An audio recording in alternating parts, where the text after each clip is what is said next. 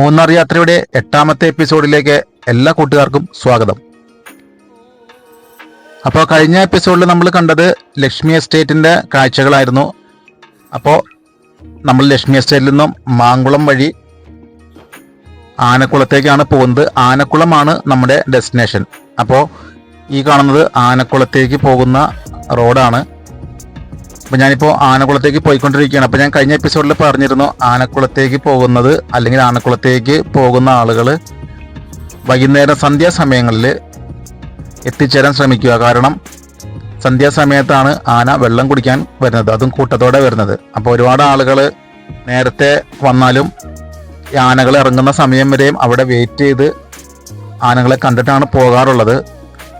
അപ്പോൾ നമ്മുടെ യാത്ര എന്ന് പറയുന്നത് പല സ്ഥലങ്ങൾ ഒറ്റ യാത്രയിൽ ഉൾപ്പെടുത്തിയിരിക്കുന്നത് കൊണ്ട് നമുക്കിപ്പോൾ അവിടെ വൈകുന്നേരം വരെയും സ്റ്റേ ചെയ്യാൻ പറ്റില്ല, അവിടെ നമുക്ക് വെയിറ്റ് ചെയ്യാൻ പറ്റില്ല. അല്ലെങ്കിൽ പിന്നെ നമ്മൾ ആനക്കുളത്ത് നേരത്തെ വന്ന് സ്റ്റേ ചെയ്യണം, എന്നിട്ട് വൈകിട്ട് ആനേനെ കണ്ടിട്ട് പിറ്റേ ദിവസം പോന്നാലും മതി. അങ്ങനെയാണെങ്കിൽ കുഴപ്പമില്ല. പക്ഷെ നമുക്കത് പറ്റാത്തത് കൊണ്ട് ജസ്റ്റ് ആനക്കുളം കാണിച്ചു തരാം.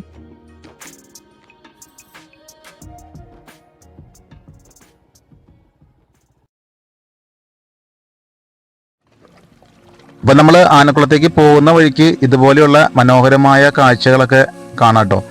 ഇങ്ങനെയുള്ള ചെറിയ അരുവികളും കാര്യങ്ങളും ഒക്കെ, അതും വളരെ മനോഹരമായിട്ടുള്ള കാഴ്ചകൾ നമുക്ക് ഈ യാത്രയിൽ കാണാവുന്നതാണ്. അപ്പോൾ ഈ റൂട്ടിൽ കൂടെ തന്നെയാണ് നമ്മൾ പൂയംകുട്ടി വനമേഖലയിലേക്ക് അങ്ങോട്ടൊക്കെ പോകുന്നത്. ഇത് നമ്മളിപ്പോൾ കണ്ട ഈ അരുവിയുടെ ഒരു ഓപ്പോസിറ്റ് സൈഡാണ്. അപ്പോൾ ആ കാണുന്ന മലകളൊക്കെ പൂയംകുട്ടി വനമേഖലയിൽപ്പെട്ട സ്ഥലങ്ങളാണ്.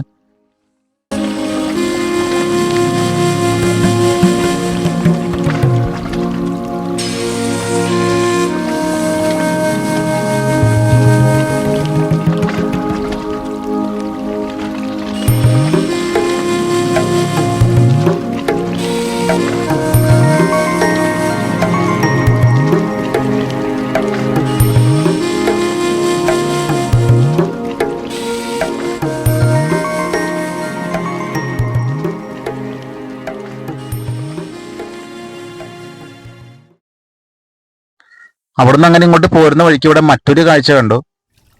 ഒരു പാറയാണ്. ആ പാറയുടെ ഉള്ളിലായിട്ട് യോസേപ്പ് പിതാവിൻ്റെയും മാതാവിൻ്റെയൊക്കെ ഒരു രൂപം. അപ്പം മുകളിൽ നിന്ന് വെള്ളം താഴത്തേക്ക് വീഴുന്നുണ്ട്. അപ്പം ഇവിടെ വേറെ പ്രത്യേകിച്ച് ഒന്നും കാണുന്നില്ല. ഇങ്ങനെ ഒരു സംഭവം, എന്താണ് ഇതിൻ്റെ പിന്നിലുള്ള ചരിത്രമോ കാര്യങ്ങളോ ഉണ്ടോ എന്നൊന്നും അറിയില്ല. ആ പാറയുടെ മുകളിൽ നിന്ന് വെള്ളം താഴത്തേക്ക് വീണുകൊണ്ടിരിക്കുകയാണ്. അപ്പം പാറയുടെ ഉള്ളിലാണ് ആ രൂപം വെച്ചിരിക്കുന്നത്.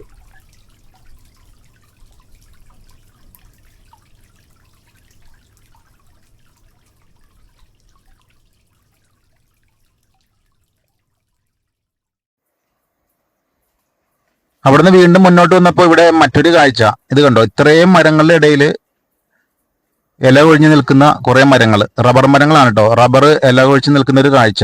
ബാക്കി എല്ലാ സ്ഥലത്തും നല്ല പച്ചപ്പോട് കൂടി മരങ്ങൾ നിൽക്കുമ്പോൾ ഇത്രയും ഭാഗത്ത് ഈ റബ്ബർ ഇല കൊഴിച്ച് നിൽക്കുന്ന ഒറ്റ ഇലയില്ല. എല്ലാ റബ്ബറുകളും ഇല കൊഴിച്ച് നിൽക്കുകയാണ്. ഒരു കൗതുകരമായ ഒരു കാഴ്ചയാണ്. കാരണം ചുറ്റുമുള്ള മരങ്ങളെല്ലാം ഇഷ്ടംപോലെ ഇലകളുണ്ട്. അപ്പൊ നമ്മളങ്ങനെ ആനക്കുളത്തേക്ക് എത്തിക്കൊണ്ടിരിക്കുകയാണ്. ഈ ലെഫ്റ്റ് സൈഡിൽ കാണുന്നത് ഇതെല്ലാം ഹോം സ്റ്റേകളും കാര്യങ്ങളൊക്കെയാണ് കേട്ടോ.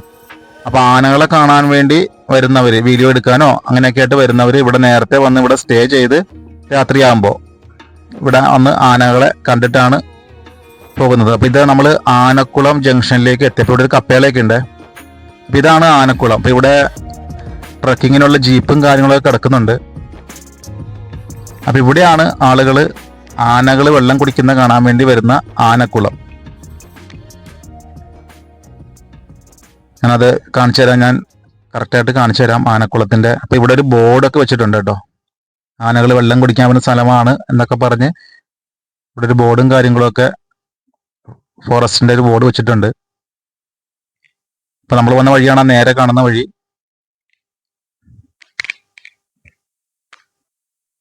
അപ്പൊ ഈ പോകുന്ന റോഡ് എനിക്ക് തോന്നുന്നു പൂയംകുട്ടി അങ്ങോട്ട് പോകുന്ന റോഡാന്ന് തോന്നുന്നു.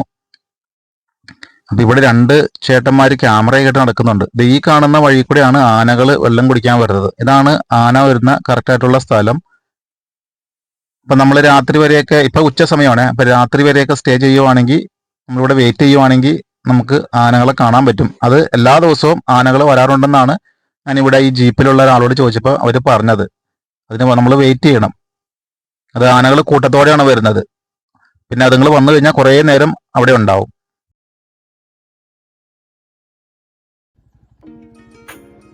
അപ്പം നമ്മൾ ആനക്കുളത്തിൻ്റെ കാഴ്ചയിൽ നിന്നും മടങ്ങുകയാണ്.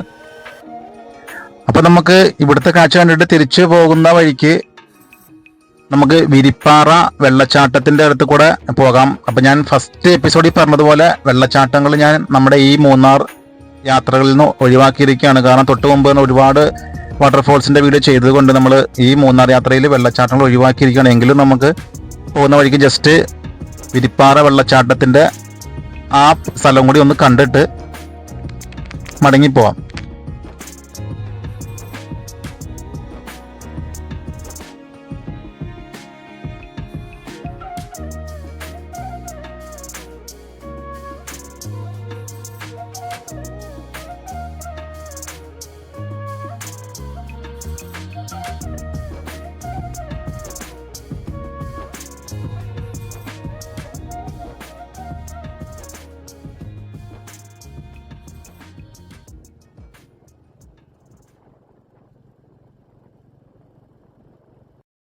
അങ്ങനെ നമ്മൾ വിരിപ്പാറ വെള്ളച്ചാട്ടത്തിൻ്റെ അടുത്തെത്തി. അപ്പം ഇവിടെ ടൂറിസ്റ്റുകൾ വന്ന ജീപ്പും കാര്യങ്ങളും കിടക്കുന്നുണ്ട്. ഇവിടെയാണ് നമ്മുടെ വിരിപ്പാറ വെള്ളച്ചാട്ടം ഉള്ളത്. അപ്പം ഞാൻ പറഞ്ഞതുപോലെ വെള്ളച്ചാട്ടത്തിലേക്ക് ഞാൻ പോകുന്നില്ല. അപ്പോൾ വെള്ളച്ചാട്ടത്തിൻ്റെ അടുത്ത് നിൽക്കുമ്പോൾ കാണുന്ന കാഴ്ചകളാണ് ഈ കാണുന്നത്.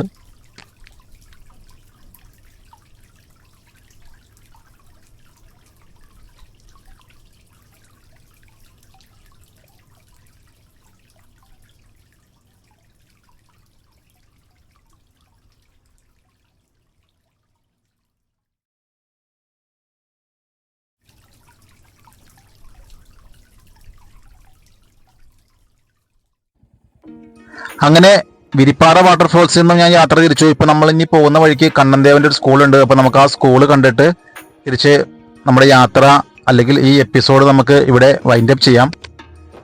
അപ്പോൾ ഈ പോകുന്നതൊക്കെ നല്ല മനോഹരമായ സ്ഥലങ്ങളിൽ കൂടിയാണ് കേട്ടോ.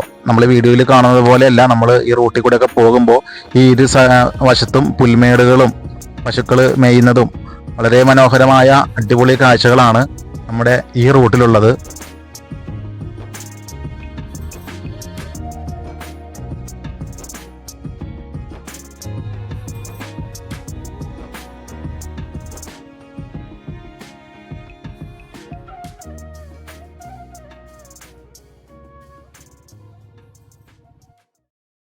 അപ്പൊ നമ്മളങ്ങനെ ആ സ്കൂളിന്റെ അടുത്തെത്തി. ഇത് കണ്ണൻദേവന്റെ ഉടമസ്ഥതയിലുള്ള സ്കൂളാണ്. അപ്പോൾ ഈ തോട്ടം തൊഴിലാളികളുടെ കുട്ടികളൊക്കെ പഠിക്കുന്നത് ഈ സ്കൂളിലായിരിക്കും.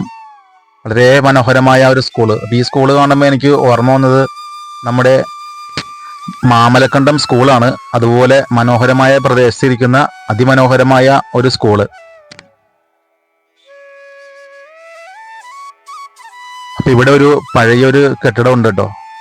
ഇടിഞ്ഞും പൊളിഞ്ഞു വീഴാറായ ഒരു കെട്ടിടം. എനിക്ക് തോന്നുന്നു ഇത് ഇവിടെ താമസമൊന്നുമില്ല. നേരത്തെ എങ്ങാനും തോട്ടം തൊഴിലാളികൾ താമസിച്ചിരുന്ന ഒരു പഴയ വീടായിരിക്കാം. അപ്പൊ ഇവിടെ തോട്ടം തൊഴിലാളികൾ കൂട്ടമായി താമസിക്കുന്ന ഒരു ഏരിയ ആണ്. അപ്പൊ അതിന്റെ അവിടെയാണ് ഈ കാണുന്ന അതിമനോഹരമായ കാഴ്ച. അപ്പൊ അവിടെ വീടുകളും കാര്യങ്ങളൊക്കെ ഉണ്ട്.